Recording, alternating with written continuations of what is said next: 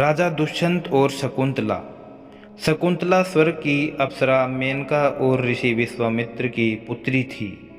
ऋषि विश्वामित्र की तपस्या भंग करने देवराज इंद्र ने अप्सरा मेनका को भेजा था।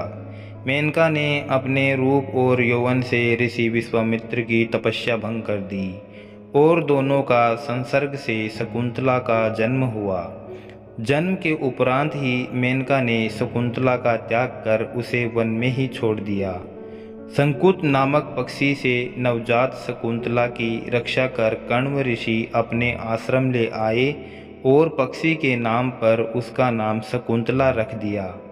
आश्रम में ही उसका पालन पोषण हुआ। युवा होने पर शकुंतला अपनी माँ मेनका के जैसे सुंदर हुई।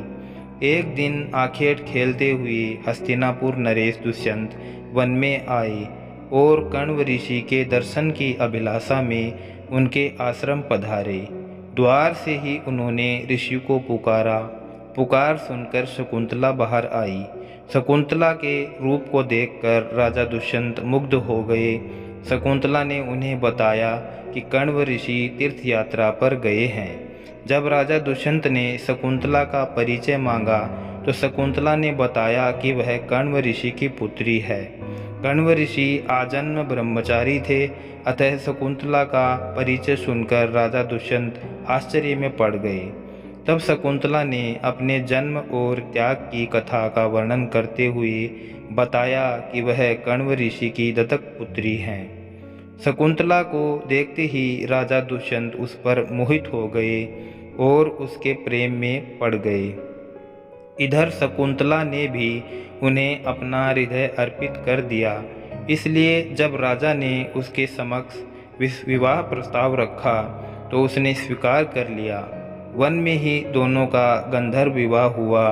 विवाह के बाद कुछ समय तक राजा दुष्यंत शकुंतला के साथ आश्रम में ही रहे, किंतु राजपाट के दायित्व के कारण उन्हें राजमहल वापस लौटना था। उन्होंने शकुंतला को वचन दिया कि कण्व ऋषि के लौटने पर वो उसे विदा कर महल ले जाएंगे। प्रेम के प्रतीक स्वरूप उन्होंने शकुंतला को स्वर्ण मुद्रा प्रदान कर और हस्तिनापुर लौट गए। इसी बीच एक दिन कण्व ऋषि के आश्रम में दुर्वासा ऋषि पधारे और आवाज़ दी। राजा दुष्यंत के विचारों में खोई शकुंतला उनकी पुकार नहीं सुन पाई, जिसे दुर्वासा ऋषि ने स्वयं अपना अपमान समझ लिया और शकुंतला को श्राप दे दिया कि जिस किसी के ध्यान में होकर तूने मेरा जो अपमान किया है वो तुम्हें भूल जाएगा।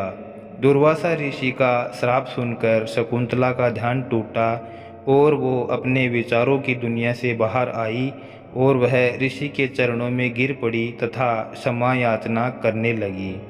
तब दुर्वासा ऋषि का हृदय पिघला और उन्होंने कहा कि मैं अपना श्राप वापस तो नहीं ले सकता, लेकिन तुम्हें एक ये आशीर्वाद देता हूँ कि तुम्हारे प्रेमी का प्रतीक चिन्ह देखकर ही तुम्हारे प्रेमी को तुम्हारी याद आएगी। समय व्यतीत हुआ और कण्व ऋषि तीर्थ से आश्रम लौट आए। उनके वापस आने के पहले ही शकुंतला गर्भवती हो चुकी थी। उसने कण्व ऋषि को राजा दुष्यंत और स्वयं के गंधर्व विवाह के संबंध में पूरी बात बता दी। कण्व ऋषि उससे बोले कि विवाहित कन्या का अपने पिता के पास रहना उचित नहीं है, उसे अपने पति के घर जाना चाहिए। और उन्होंने एक शिष्य के साथ राजा दुष्यंत के पास शकुंतला को भिजवा दिया। हस्तिनापुर जाने के मार्ग में राजा दुष्यंत द्वारा शकुंतला को दी हुई स्वर्ण मुद्रिका पानी पीते हुए सरोवर में गिर पड़ी और एक मछली द्वारा निगल ली गई। जब शकुंतला राजमहल पहुंची तो राजा दुष्यंत ने उसे पहचानने से इनकार कर दिया। दुर्वासा ऋषि के श्राप के प्रभाव के कारण राजा दुष्यंत उसे भूल गए थे और उसी समय स्वर्ग से शकुंतला की माता मेनका आई और उसे अपने साथ ले गई। शकुंतला को कश्यप ऋषि के आश्रम में छोड़ वह वापस इंद्रलोक लौट गई। कश्यप ऋषि के आश्रम में ही शकुंतला ने एक सुंदर बालक को जन्म दिया। इधर शकुंतला को भूल चुके राजा दुष्यंत को एक दिन मछुआरे ने एक स्वर्ण मुद्रिका लाकर दी। वह स्वर्ण मुद्रिका मछुआरे को उस मछली के पेट में से मिली थी जिसने वह मुद्रिका निगल ली थी। राज चिन्ह देखकर मछुआरा उसे राजा को लौटाने आया था। मुद्रिका देखते ही राजा दुष्यंत की यादाश्त वापस आ गई और उन्हें शकुंतला के बारे में सब याद आ गया।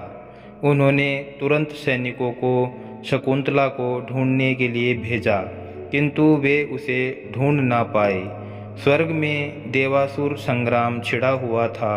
देवराज इंद्र के निमंत्रण पर राजा दुष्यंत ने उनकी सहायता के लिए इंद्र की नगरी अमरावती गए और युद्ध में विजय होने के बाद वे आकाश मार्ग से वापस लौट रहे थे कि उन्हें कश्यप ऋषि का आश्रम दिखाई पड़ा और वे उनके दर्शन के लिए रुक गए।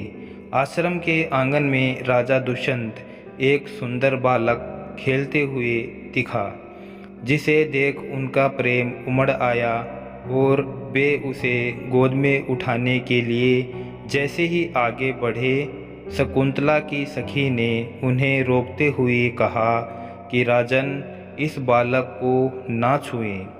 जो भी इसे छुएगा इसकी भुजा में बंधा काला धागा नाग बनकर उसे डस लेगा। किंतु राजा दुष्यंत स्वयं को रोक न सके और बालक को अपनी गोद में उठा लिया। गोद में उठाते ही बालक की भुजा में बंधा काला धागा टूटकर गिर पड़ा।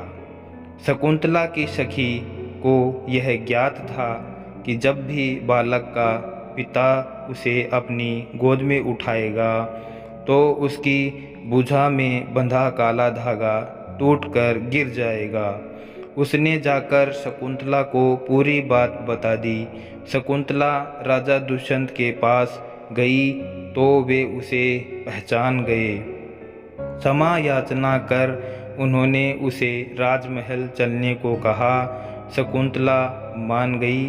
फिर कश्यप ऋषि की आज्ञा लेकर वे हस्तिनापुर लौट आए। इस तरह दोनों की प्रेम कहानी पूर्ण हुई। दोनों के पुत्र का नाम भरत था, जो आगे चलकर एक पराक्रमी राजा हुआ और उसके नाम पर ही भारत का नाम भारतवंश पड़ा।